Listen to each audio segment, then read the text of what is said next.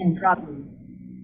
केही अस्पष्ट तस्बिरहरू, केही अस्पष्ट समाचारहरू नेपाली सञ्चार माध्यमहरूमा आएका छन्।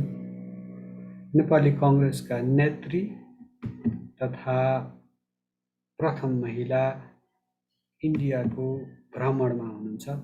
स्वास्थ्योपचारको लागि भनिएको छ उक्त भ्रमण। त्यसै गरेर हालै मात्र पुष्पकमल दाहाल प्रचण्ड इन्डियाको 3 दिने भ्रमण गरेर फर्किनु भएको छ। नेकपा माओवादी केन्द्रका सर्वशक्तिमान नेता हुनुहुन्छ। इन्डियाको सर्वशक्तिमान अहिलेको सत्तासीन दल भारतीय जनता पार्टीका अध्यक्ष जेपी नड्डाको निमन्त्रणामा उहाँको भ्रमण 3 दिने भ्रमण भएको छ। दिल्लीमा दिल्लीस्थित नेपाली राजदूतावासमा पुष्पकमल दाहाल प्रचण्ड र आरजु देउबाको पनि भेट भएको छ। पुष्पकमल दाहालको घोषित उद्देश्य चाहिँ प्रधानमन्त्री नरेन्द्र भाइ दामोदर दास मोदीसँग भेट गर्ने रहेछ उद्देश्य चाहिँ। तर समयाभावका कारण उहाँले उक्त भ्रमणका क्रममा नरेन्द्र मोदीसँग भेटघाट गर्न पाउनु भएन छ। एस जयशङ्करसँग अनि त्यसपछि अजित डोवलसँग चाहिँ प्रचण्डको भेट भएको रहेछ। भारतका विदेश मन्त्री एस जयशङ्कर अनि असाध्यै शक्तिशाली राष्ट्रिय सुरक्षा सल्लाहकार अजित डोवलसँग भेट भएछ उहाँको। अब ती भेटघाटहरूमा के कस्ता कुराकानी भए, शिष्टाचार भेट मात्रै त पक्कै पनि होइन होला।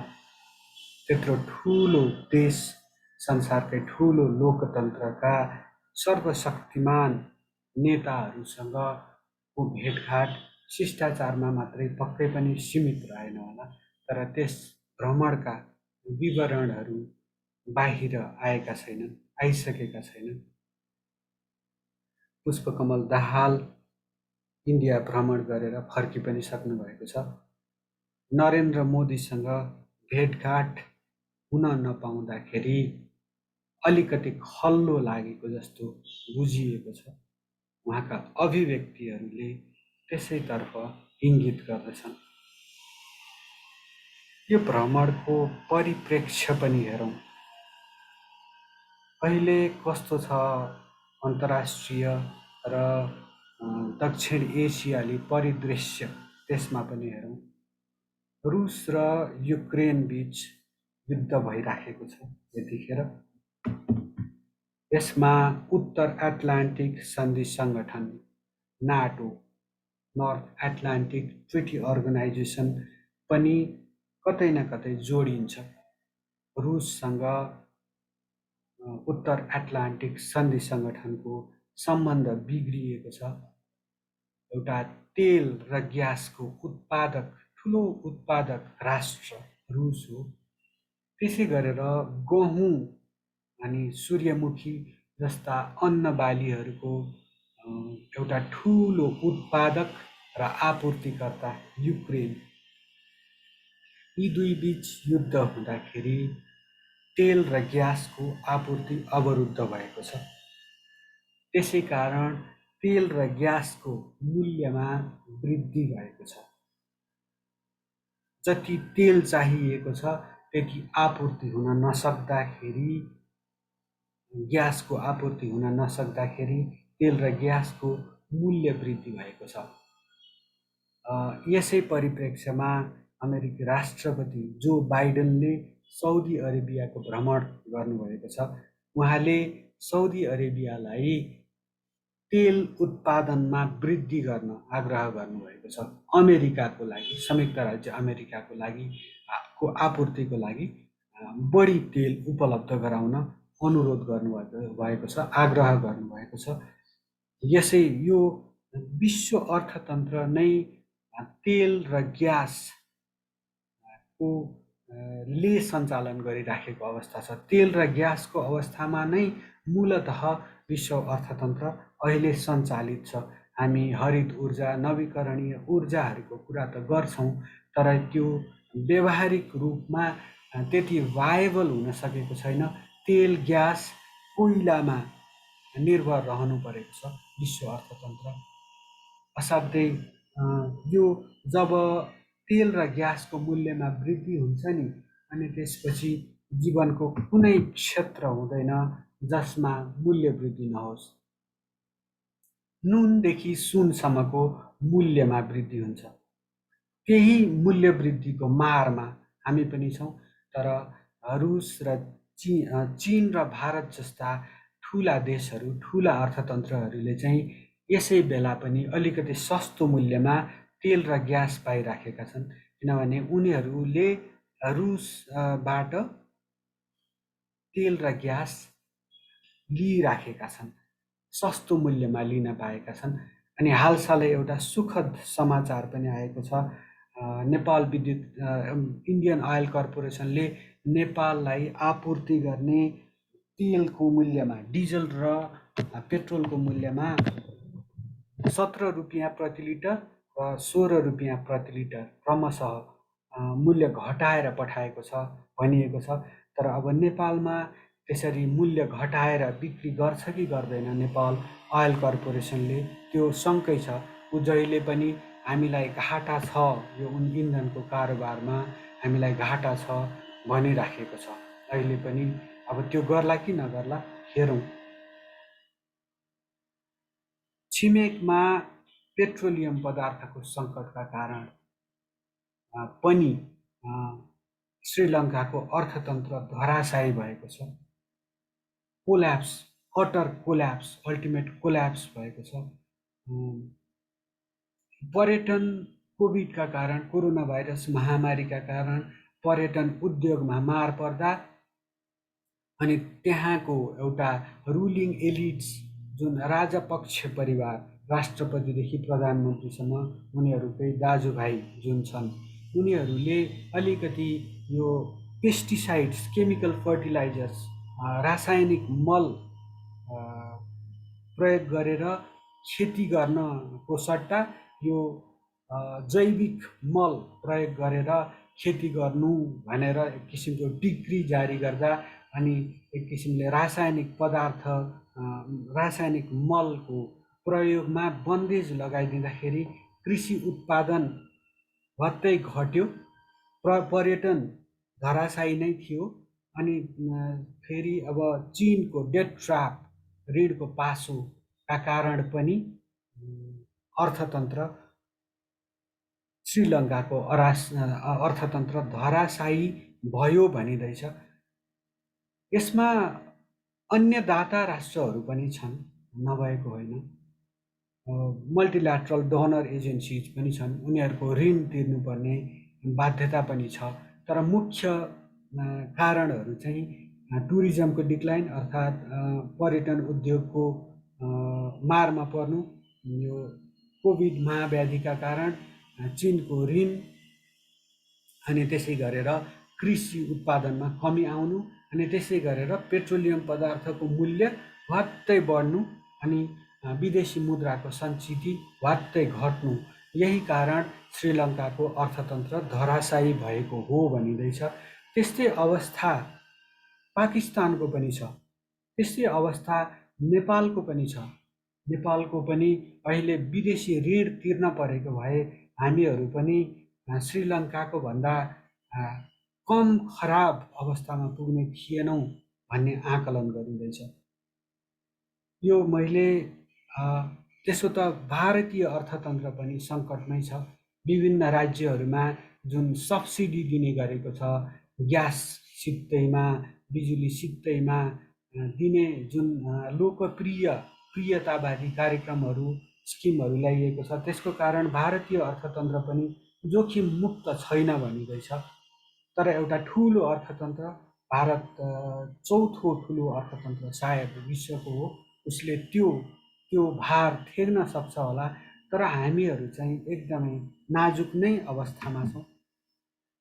अब पेट्रोलियम पदार्थहरूको आपूर्ति जुन बन्द गरिदियो भने पनि एकदमै डरलाग्दो सङ्कट उत्पन्न हुने आकलन गरिँदैछ नेपालमा। हाम्रो एउटा पेट्रोलियम पदार्थको आपूर्तिकर्ता, एकमात्र आपूर्तिकर्ता भारत हो। उसले हाम्रो तिमीहरूले आउटस्ट्यान्डिङ ड्युज तिरेको छैनौ, तेल र ग्यासको मूल्य हामीलाई जुन तिर्नुपर्ने छ तिरेको छैनौ। त्यही भएर जबसम्म तिर्दैनौ तबसम्म तिमीहरूलाई हामी आपूर्ति गर्दैनौँ तेल र ग्यास भन्यो भने पनि अलि डरलाग्दो नै अवस्था सिर्जना हुने आकलन पनि गर्दै छन् एक थरी विश्लेषकहरू। त्यो सत्यभन्दा त्यति पर पनि नहोला। अनि यो विश्व सङ्कटको कुरा गर्दै थियौँ। अब एक किसिमको पोलराइजेसन निर्माण भएको छ, एउटा ध्रुवीकरण भएको छ। एकातिर छ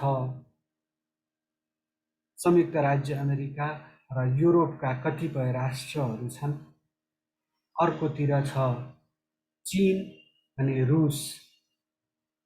यस्तो अवस्थामा साना देशहरूलाई एउटा न एउटा क्याम्पमा जानुपर्ने जस्तो अवस्था सिर्जना भएको छ। नेपालले जुन सहस्राब्दी विकास सम्झौता, millennium challenge corporation compact sign गरेको छ, त्यसलाई संसदबाट अनुमोदन गरिएको छ, त्यसलाई पनि त्यही परिप्रेक्ष्यमा हेर्नुपर्ने हुन्छ। यस्तो अवस्थामा पनि एउटा बाध्यता, रणनीतिक स्वायत्तता भन्छौँ नि, जुन आफ्नो स्वार्थ, राष्ट्रिय स्वार्थ अगाडि बढाउन मिल्ने गरी हामीले सम्बन्ध कायम राख्ने एउटा पञ्चशीलको सिद्धान्तलाई अङ्गीकार गरेर निरपेक्षता, गुटनिरपेक्षता र तटस्थता कायम गर्दै हामीले आफ्नो परराष्ट्र नीति सञ्चालन गर्न सकेको देखिएको छैन। यस मामलामा इन्डियाले चाहिँ आफ्नो राष्ट्रिय स्वार्थलाई प्रवर्धन गर्दै, संरक्षण गर्दै अगाडि बढ्न सकेको देखिँदैछ। उसले रुससँगको सम्बन्धलाई पनि चटक्कै बिर्सेको छैन। अनि यसै गरेर संयुक्त राज्य अमेरिकाको सम्बन्धलाई बिर्सेको छैन। उसले एक किसिमको दूरी दुवैसँग कायम गरेर आफ्ना राष्ट्रिय स्वार्थहरूको संरक्षण गर्दै अगाडि बढिराखेको छ। उसलाई पनि एउटा चर्को दबाब चाहिँ देखिन्छ कि संयुक्त राज्य अमेरिकाको नेतृत्वमा रहेको जुन अघोषित ब्लक जस्तो छ, समूह जस्तो छ, त्यसको सदस्य हो। क्वाडमा त छ सायद भारत, क्वाडमा भारत छ नै।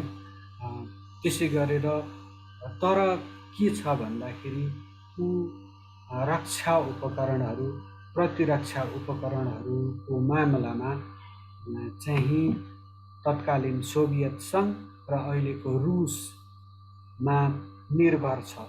उसका S-300 सिस्टम्स जुन छन्, प्रतिरक्षा प्रणालीहरू छन्, त्यसका लागि चाहिने स्पेयर पार्ट्स भन्छन् नि, ती स्पेयर पार्ट्सको लागि रुसमाथि निर्भर हुनैपर्छ। त्यसै गरेर एउटा ठुलो क्रेता हो संयुक्त राज्य अमेरिकाका सैन्य उपकरणहरूको पनि एउटा ठुलो क्रेता हो भारत। त्यसैले उसले न अहिले, यसै गरेर फेरि तेल र ग्यासको आपूर्ति, कोइलाको आपूर्तिमा पनि भारत रुसमा पनि निर्भर हुनुपर्ने अवस्था छ। त्यही भएर उसले रुससँग एक किसिमको सम्बन्ध विच्छेद गरेर अमेरिकाको जुन गुट छ त्यसको पोल्टामा सर्लक्कै जान्छ भन्ने कल्पना गर्नु त्यति व्यावहारिक नहोला।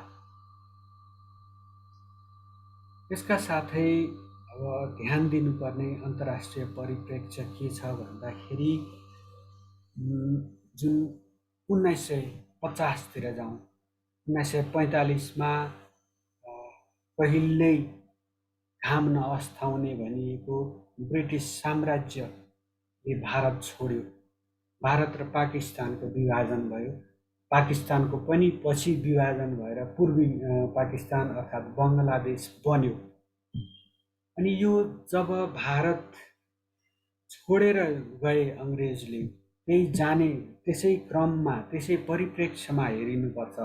ब्रिटिस साम्राज्यको अस्तसँगै भारत र नेपालबीच 1950को शान्ति तथा मैत्री सन्धि भएको छ। त्यतिखेर चीनको उदय भइराखेको थियो, उदाउँदो शक्तिको रूपमा थियो। उसले तिब्बतलाई औपचारिक रूपमै कब्जा गरिसकेको थियो। अनि दलाई लामा नेपालको बाटो हुँदै भारतमा शरण लिन गएका थिए। त्यस्तो परिस्थिति थियो।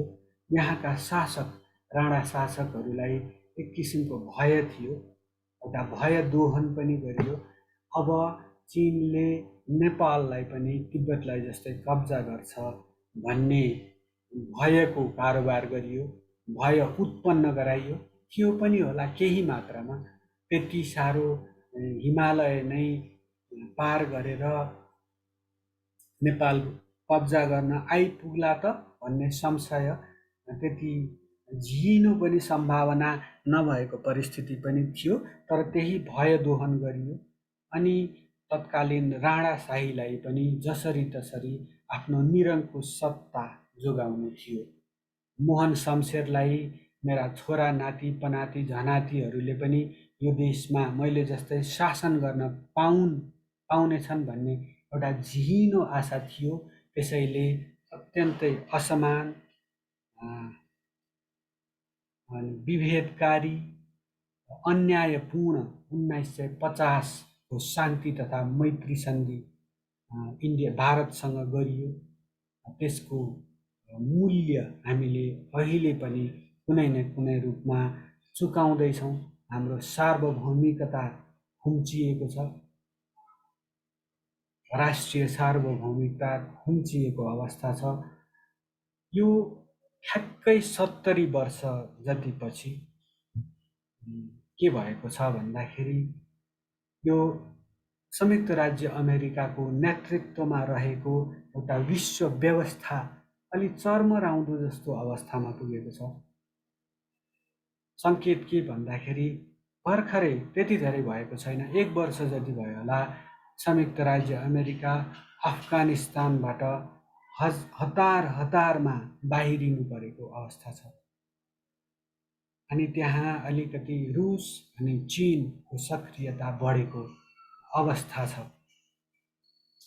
त्यो एउटा सङ्केत मात्रै होइन कि सायद भनिँदैछ एउटा संयुक्त राज्य अमेरिकाको डिक्लाइन, अलिकति आफ्नो शक्ति क्षयीकरण हुँदै गएको जस्तो अवस्था देखिँदैछ। यो लामो प्रक्रिया हो। 1945मा ग्रेट ब्रिटेन भारतबाट बाहिरिएको हो, तर पनि अहिले पनि एउटा शक्ति राष्ट्रको रूपमा ग्रेट ब्रिटेन कायमै देखिन्छ, कायमै छ। भनेपछि यो शक्ति राष्ट्रहरूको डिक्लाइन त्यति छिटो छोटो त हुँदैन, 100औं वर्ष लाग्छ। तर एक किसिमको विश्वव्यापी पकड, विश्वव्यापी प्रभाव संयुक्त राज्य अमेरिकाको कम हुँदै गएको आकलन गरिँदैछ। यसै गरेर रुस र चीनको उदय, खास गरी चीनको उदय हुँदै गएको देखिँदैछ। हामी प्रायशः एउटा छिमेकी, जुन शक्तिशाली छिमेकी, विश्वको ठुलो अर्थतन्त्र, चौथो ठुलो अर्थतन्त्र, त्यसै गरेर सैन्य शक्ति पनि ठुलो सैन्य शक्ति, इन्डियाको, भारतको जुन शक्ति छ, समग्र शक्तिलाई अलिकति डाउन प्ले गरिराखेका हुन्छौँ कि नजरअन्दाज गरिराखेका हुन्छौँ कि, किनभने अहिले अर्थतन्त्र खस्ता हालतमा, हाम्रो त अब कुरै नगरौँ, हामी त त्योभन्दा अझ प्रिकेरियस, अझ डरलाग्दो अवस्थामा छौँ। अहिले अर्थतन्त्र असाध्यै सबल नभए पनि भारत पनि एउटा उदाउँदो शक्ति हो, एउटा ठुलो अर्थतन्त्र हो। अरबौँ रुपियाँको सैन्य उपकरणहरू किन्छ, चिनसँगको अरबौँ रुपियाँको खरबौँ रुपियाँको कारोबार गर्छ भारत। ऊ पनि उदाउँदो शक्ति हो। ऊ पनि उदाउँदै गरेको, उसले पनि आफ्नो महत्त्वाकाङ्क्षा बढाउँदै गरेको एउटा भारतीय जनता पार्टीलाई त पश्चिमा प्रेसमा एउटा नवफासीवादी शक्तिको रूपमा लिइन्छ। हिटलरको जुन एसएससँग तुलना गरिन्छ, हिटलरको नाजी पार्टीसँग तुलना गरिन्छ भारतीय जनता पार्टीलाई। उसका महत्त्वाकाङ्क्षाहरू छन्, उसका क्षेत्रीय महत्त्वाकाङ्क्षाहरू छन्, उसका अन्तर्राष्ट्रिय महत्त्वाकाङ्क्षाहरू छन्। नेपाललाई असाध्यै आपत्तिजनक लाग्ने भनेको एउटा जुन स्फियर अफ इन्फ्लुएन्स भन्छ नि, आफ्नो प्रभाव क्षेत्र, प्रभाव वृत्त, त्यो चाहिँ नेपाल पनि उसको। यसै गरेर कुनै बेला नेपाल हिमालय चाहिँ भारतको सुरक्षा पर्खाल हो भनेर जवाहरलाल नेहरूले भनेको सम्झना हुन्छ। अनि बिपी कोइरालाले कुनै विदेशी शक्तिले नेपालमा आक्रमण गर्यो भने त्यसको प्रतिकारमा भारत आउनेछ भन्ने अलिकति चीनतर्फ इङ्गित गर्दै भनेको हुनुपर्छ, त्यो अभिव्यक्ति आएको हुनुपर्छ। बिपी कोइरालाले त्यो जुन भारतको सुरक्षा पर्खाल नेपाल हिमालय पनि हो भन्ने जुन अभिव्यक्ति जवाहरलाल नेहरूले दिएका थिए त्यसको खण्डन गरेका थिए। तर अझै पनि जुन भारतीय जनता पार्टीको बृहत भारत भनिने जुन कल्पनाको एउटा झिनो कल्पना यथार्थभन्दा पर रहेको, खास गरी नेपालको परिप्रेक्ष्यमा चाहिँ यथार्थभन्दा पर रहेको त्यो जुन बृहत भारतभित्र कतै न कतै नेपाल पनि पर्छ भन्ने किसिमको सङ्कथन निर्माण गर्न खोजिराखेको बुझिन्छ। हाम्रा नदीनालाहरूमा उसको चासो, बिहार र उत्तर प्रदेशलाई हाम्रा नदीहरूको दोहन गरेर सिँचाइ, मत्स्यपालन, खानेपानी, जल यातायात जस्ता सुविधाहरू पुर्याउने उसको चाँजो पाँजो त्यो निरन्तर अगाडि बढिराखेको छ। हाम्रा 1950को शान्ति तथा मैत्री सम्बन्धी पछि जुन महाकाली कोशी सम्झौता भयो मातृका प्रसाद कोइरालाको शासनकालमा, त्यसै गरी विश्वेश्वर प्रसाद कोइरालाको शासनकालमा गण्डक सम्झौता, 2046को राजनीतिक परिवर्तनपछि महाकाली सन्धि असाध्यै विवादास्पद ढङ्गले सम्पन्न गरियो। त्यसै गरेर माथिल्लो कर्णाली, अरुण तेस्रो, सेती 6 हालसालै किसिमको सम्झौता भएको सेती 6, पश्चिम सेती जस्ता जुन नदी प्रणालीहरूमा आधारित सम्झौताहरू चाहिँ भारतको पोषण, भारतको ग्रेन बास्केटको खास गरेर पोषण गर्ने, त्यहाँको खानेपानी, जलविद्युत, जल यातायात, सिँचाइ जस्ता बहुपक्षीय स्वार्थहरू सिद्ध गर्ने तरिकाले निरन्तर रूपमा कङ्ग्रेसको शासनकालमा होस् या बिजेपीको शासनकालमा या अन्य कुनै दलहरूको शासनकालमा भएका छन्। अनि यो जुन उदाउँदो शक्ति, एउटा उदाउँदो जनसङ्ख्या, 1.1 अरब 50 करोड जनसङ्ख्या, चीनको जत्तिकै जनसङ्ख्या भारतको पनि छ। त्यत्रो ठुलो जनसङ्ख्या, त्यत्रो ठुलो अर्थतन्त्रको नेपालमा धेरै ठुला स्वार्थहरू छन्। मैले त भन्ने गरेको छु, नेपाल र नेपालीका भन्दा धेरै ठुला स्वार्थहरू भारतका यस देशमा, हाम्रो देशमा देखिन्छन्। अब यो जुन विश्व व्यवस्थाले कोल्टे फेर्न लागेको छ नि, जुन चीनको उदय, भारत आफ्नै उदय, रुसको उदय र संयुक्त राज्य अमेरिकाको खस्किँदो हालत, यसै परिप्रेक्ष्यमा भारतले नेपालमा आफ्नो क्लाउट, आफ्नो पकड अझ बढाउन खोजेको हो कि भन्ने देखिँदैछ। अनि यही परिप्रेक्ष्यमा भइराखेका छन् आरजु देउवाका भ्रमण यसै परिप्रेक्ष्यमा भइराखेको छ। पुष्पकमल दाहाल प्रचण्डको भ्रमण यही परिप्रेक्ष्यमा भएको हो। प्रधानमन्त्री शेरबहादुर देउवाको भारत भ्रमण यही परिप्रेक्ष्यमा भएको हो। उनको भारतीय जनता पार्टीको मुख्यालयमा भ्रमण। सामान्यतया यसरी प्रधानमन्त्रीहरू कुनै दल विशेषको मुख्यालयमा हेडक्वार्टर्समा गएर भ्रमण यसरी नेता विशेषलाई एउटा क्लिके भन्छ नि, जुन एउटा सानो समूहलाई भेट्दैनन्। अब एउटा सत्तासीन दलका नेताहरूलाई भेटियो भने विपक्षी दलका नेताहरूलाई पनि भेट्ने चलनले त्यसले अलिकति सन्तुलन ल्याउँथ्यो कि नत्र भने प्रधानमन्त्री स्वयं कुनै दल विशेषको मुख्यालयमा गएर भेट्ने चलन त्यति स्वागत योग्य हो जस्तो लाग्दैन। तर यो भ्रमण जुन अहिले पुष्पकमल दाहालको भ्रमण, आरजी देउवाको भ्रमण, यी भ्रमणहरूले केही न केही सङ्केत गरिराखेका छन्। कतै अर्को एउटा असमान अन्यायपूर्ण सम्बन्धको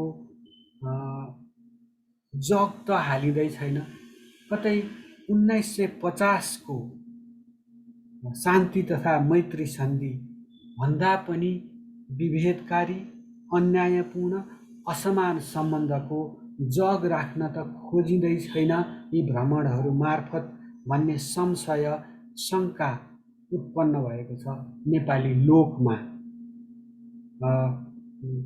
इन्डिया भारत भ्रमणबाट फर्किसकेपछि पनि प्रचण्डले त्यो जुन शङ्का, त्यो संशय निवारण गर्नुपर्ने हो, त्यो निवारण गर्न खोजिएको देखिएको छैन। संसदलाई, सार्वभौम संसदलाई, नेपाली जनतालाई यस सम्बन्धमा जानकारी दिन खोजिएको छैन। यस्ता कदमहरूले एउटा डर के हुन्छ भन्दाखेरि पुस्तौँ पुस्तासम्म नेपाली जनताको, नेपालको भाग्य, भविष्य, राष्ट्रिय सार्वभौमिकता, सार्वभौम सत्तामा असर पर्न सक्छ। यस सम्बन्धमा संशय जुन छन् तिनीहरूको निवारण गर्नुपर्छ। नेपाली कङ्ग्रेसको नेत्री आरजु देउवा प्रथम महिला पनि, उहाँले पनि यस्ता संशयहरू निवारण गर्नुपर्छ। त्यसै गरी पुष्पकमल दाहाल प्रचण्डले पनि यस सम्बन्धमा यस्ता यो फ्लरी अफ भिजिट्स जुन आकस्मिक लाग्ने किसिमका भ्रमणहरूले निश्चित रूपमा शङ्काहरू उब्जाउँछन्, संशयहरू उब्जाउँछन्। ती शङ्काहरू निवारण गर्नुपर्छ। चित्र देख्न सक्नुहुन्छ, यो क्लियर छैन। मैले विभिन्न सञ्चार माध्यमहरूसँगबाट यो चित्रहरू लिएको छु। यो पहिलो चाहिँ myrepublica.com, nepalkhabar.com, यो चाहिँ अब कुन चाहिँ हो यहाँहरूलाई जुन छ त्यसको लागि धन्यवाद दिन चाहन्छु। यो पिक्चरहरू त्यति क्लियर देखिँदैनन्, यो प्रतीकात्मक कुरा छ। उहाँहरूको भ्रमण जुन भएको छ त्यसको उद्देश्य पनि त्यति स्पष्ट देखिँदैन। यहाँहरूले आफ्नो भ्रमणका उद्देश्यहरू के प्राप्त भयो, के प्राप्त भएन, भविष्यको बाटो के हुन्छ, त्यस सम्बन्धमा नेपाली लोकलाई जानकारी दिनुपर्छ। नेपालीको सार्वभौम संसदलाई, विपक्षी दलहरूलाई पनि, सत्तासीन दललाई केही न केही थाहा होला, त्यो सार्वभौम संसदलाई जानकारी दिनुपर्छ। यसको अभिलेख राखिनुपर्छ। नेपाली जनताले के कति उद्देश्य, तपाईँहरूको आफ्नो व्यक्तिगत दलगत स्वार्थका लागि यी भ्रमणहरू भएका हुन् कि राष्ट्रिय स्वार्थको पक्ष पोषण गर्नका लागि भ्रमणहरू भएका हुन्, यसको स्पष्ट जवाफ दिनुपर्छ नेपाली जनतालाई। प्रजातन्त्रमा, लोकतन्त्रमा जुन व्यवस्था हामीले अँगालेका छौँ त्यस व्यवस्थाको यो एउटा पारदर्शिता, एउटा मूल विशेषता हो। यो पारदर्शी हुनुपर्छ। नेपाली जनतालाई जानकारी दिनु यी भ्रमणहरूका उपलब्धिहरू सम्बन्धमा, अर्थात् के कस्ता विषयहरूमा छलफल भए त्यस सम्बन्धमा जानकारी दिनु यहाँहरूको कर्तव्य हो। जानकारी पाउनु सार्वभौम सत्ता सम्पन्न नेपाली जनताको सार्वभौम अधिकार हो। यति भन्दै आजको प्रस्तुति यही टुङ्ग्याउँ। कार्यक्रम हेरिदिनु भएकोमा, सुनिदिनु भएकोमा धेरै धेरै धन्यवाद।